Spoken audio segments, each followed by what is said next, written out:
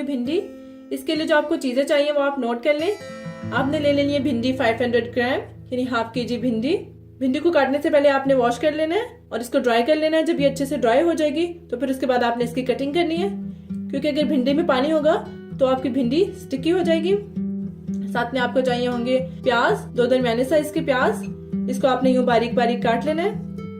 टमाटर 2 दरमियाने साइज के, टमाटरों का जो छिलका उतार के आपने इसको काट लेना है। सॉल्ट यानी नमक 1 टीस्पून, धड़ा मिर्च 1 टीस्पून, जीरा 1 टीस्पून, धनिया पाउडर हाफ टी स्पून, 2 अदद आप ले लें सब्ज मिर्च और इसको दरमियान से आपने इस तरह से काट लेना है।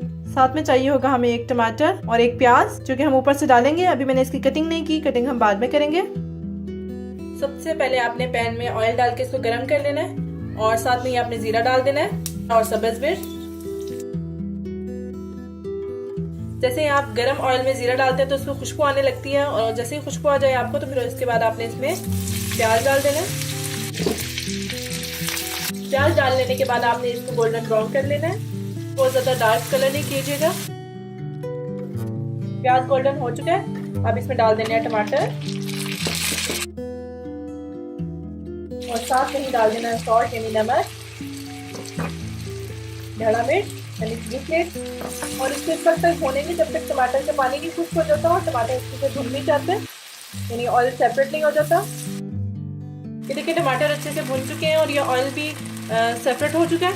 अब हम इसमें भिंडियाँ डाल देंगे और भिंडी डालने के बाद आपने इसको मिक्स कर लेना है।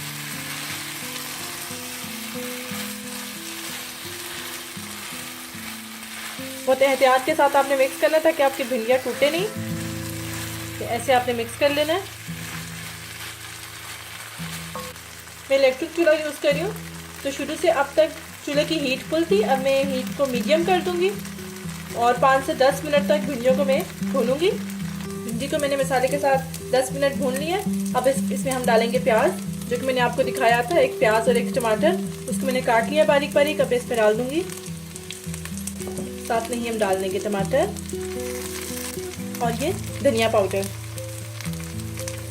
इसको डाल लेने के बाद इसको इस तरह से फैला देना है।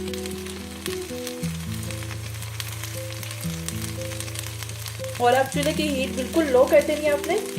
हीट लो कर लेने के बाद आपने 15 से 20 मिनट भिंडियों को दम पे रख देना है और ये भिंडियाँ दम पे ही गल जाएंगी।